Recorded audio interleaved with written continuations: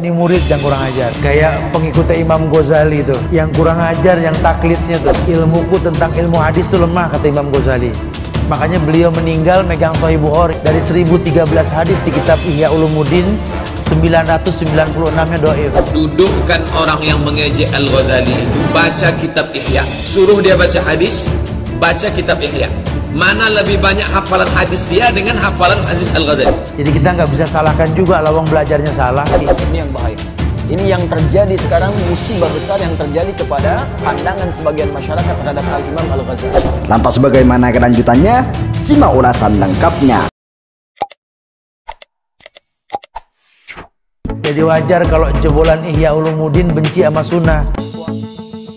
Ada saja Ustadz Wahabi ini kadang menyalahkan praktek ibadah muslim Indonesia. Kemarin menghina Gus Dur. Ada juga yang mengatakan sorban kiai Indonesia itu meniru Hindu.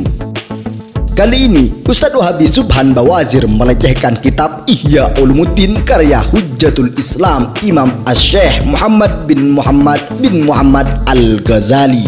Dengan lantangnya dia mengatakan murid Imam Al-Ghazali kurang ajar taklidnya, karena Imam Ghazali sendiri mengatakan ilmuku dalam ilmu hadis lemah, cuman muridnya sudah kadung nyetak Ihya Ulumuddin. Setelah dicek ternyata dari 1013 hadis di Ihya Ulumuddin 996 dhaif, ungkap Subhan Bawazir. Kayak pengikutnya Imam Ghazali tuh, yang kurang ajar, yang taklidnya tuh. Lawang Imam Ghazali sendiri mengatakan bidhaati fi ilmil hadis misjab. Ilmuku tentang ilmu hadis tuh lemah, kata Imam Ghazali. Makanya beliau meninggal megang Sahih Bukhari, Imam Ghazali. Cuma muridnya kadang nyetak Ihya Ulumuddin, betul, disebarin di semua universitas Islam. Setelah ahlinya mengecek, ternyata dari 1013 hadis di kitab Ihya Ulumuddin 996-nya dhaif. Mendengar hal itu, Ustadz Abdus Somad atau UAS marah besar.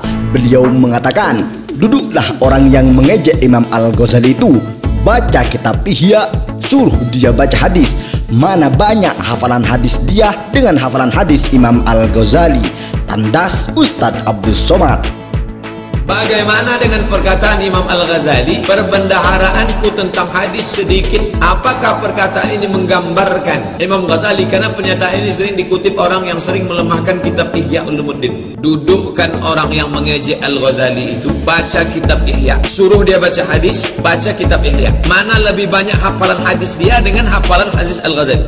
Di samping itu, Subhan Bawazir dengan santainya mengatakan bahwa memang wajar kalau jebolan Ihya Ulumuddin benci dengan sunnah, walaupun ketua atau partai Islam sekalipun. Jadi kita tidak bisa salahkan juga, lah wong belajarnya salah, ungkap Subhan Bawazir.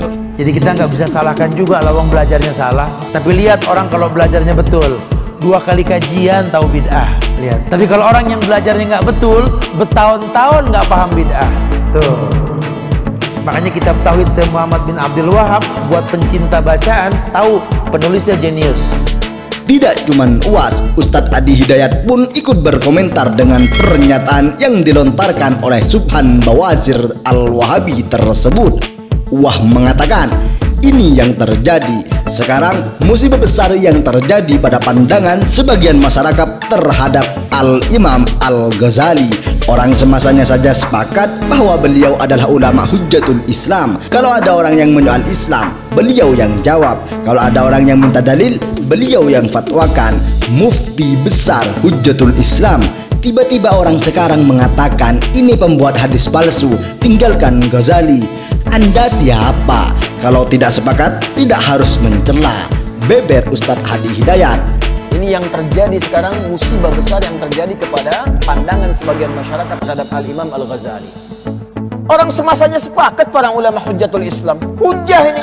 Kalau ada orang menyoal Islam, beliau yang jawab. Kalau ada orang minta dalil, beliau yang fatwakan. Mufti besar Hujjatul Islam. Tiba-tiba orang sekarang mengatakan ini pembuat hadis palsu, tinggalkan Ghazali. Anda siapa? Kalau tidak sepakat, tidak harus mencela. Siapa yang membantah logika para filsafat yang banyak memurtadkan orang Islam pada saat itu? Al-Imam Al-Ghazali. Lantas Anda mengatakan ini nggak paham ilmu hadis. Anda siapa, Joni? Quran beliau hatam, hadis-hadis paham, fikih juga mengerti.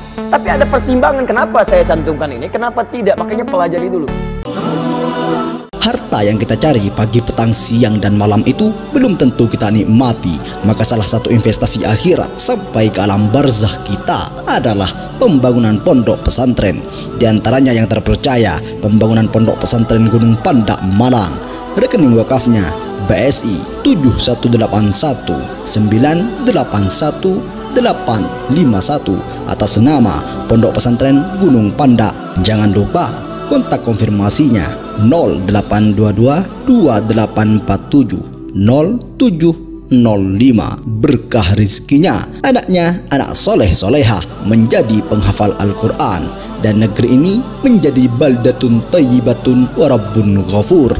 Pahala terus mengalir meski umur kita telah berakhir.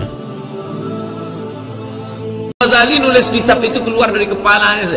Al-Ghazali ahli tasawuf, Al-Ghazali ahli filsafat, Al-Ghazali menulis fadhaih batiniyah membantah orang Syiah, Al-Ghazali menulis kitab usul fikih Al-Mustasfa, Al-Ghazali menulis, Al-Ghazali alim. Kalau ada orang menyepelekan hadis Al-Ghazali, suruh dia duduk, kita baca Al-Ghazali. Coba kau baca berapa kau hafal hadis, kita baca hadis-hadis yang ada dalam Ihya Ulumuddin. Sampai hari ini belum ada orang yang mampu menulis kitab tentang masalah hati, masalah akhlak sehebat kitab Ihya Ulumuddin. Kalau ada tunjukkan sama saya, apa nama kitab? Ya, itu saya punya kawan orang Syria, tesisnya tentang Al-Imam Al-Ghazali. Kami sedang di halaqah di TV malah saat itu, sedang bareng-bareng. Tiba-tiba ada pemateri mencela Al-Imam Al-Ghazali, itu duduknya langsung berubah, matanya memerah. Dia katakan, bagaimana, apa yang harus saya lakukan? Saya tinggalkan saja halaqah ini atau bagaimana? Kami bilang, jangan Anda tinggalkan. Kalau Anda tak sepakat, jawab dengan cara yang lembut. Tunjukkan kepadanya bahwa apa yang disampaikan tidak tepat. Maka dimulai dengan kalimat, Sayyidi, Jazakallah khair. Masya Allah, kalimatnya bagus sekali. Ya, Tuhan, terima kasih banyak. Anda dianugerahi Allah keilmuan yang sangat luar biasa, yang bagus sampai hadir di sini. Hanya ada beberapa poin yang saya kurang sepakat dengan pernyataan tentang Al-Imam Al-Ghazali. Dan alhamdulillah, saya ini, tesis saya, itu fokus di bidang Al-Imam Al-Ghazali. Saya telah mensyarah kitab-kitabnya, saya telah kemudian merapikan bagian-bagiannya, saya meneliti Al-Imam Al-Ghazali dari mulai beliau dilahirkan sampai karya-karyanya, sampai ke kualitas sanadnya. Maka sekarang kebalik, yang bicara tadi yang mulai begini. Karena apa? Beliau membaca satu buku, orang ini sudah mengamati dari lahirnya Al-Ghazali sampai karya-karyanya selesai. Maka disampaikanlah yang menurut Anda begini tadi, nampaknya menurut saya mungkin agak kurang paham, atau mungkin kurang baca referensi. Anda bisa cek lagi di referensi yang seperti ini yang meluruskan yang Anda baca tadi. Yang Anda baca begini, ini yang kurang tepat. Ternyata ada keterangan lain yang menunjukkan begini. Mungkin Anda bisa baca buku yang ini, Anda bisa baca kalimat yang ini. Setelah mendengarkan semuanya apa yang terjadi, yang satu tidak merasa digurui, yang kedua pun bisa paham dengan apa yang disampaikan. Akhirnya bersahabat kedua.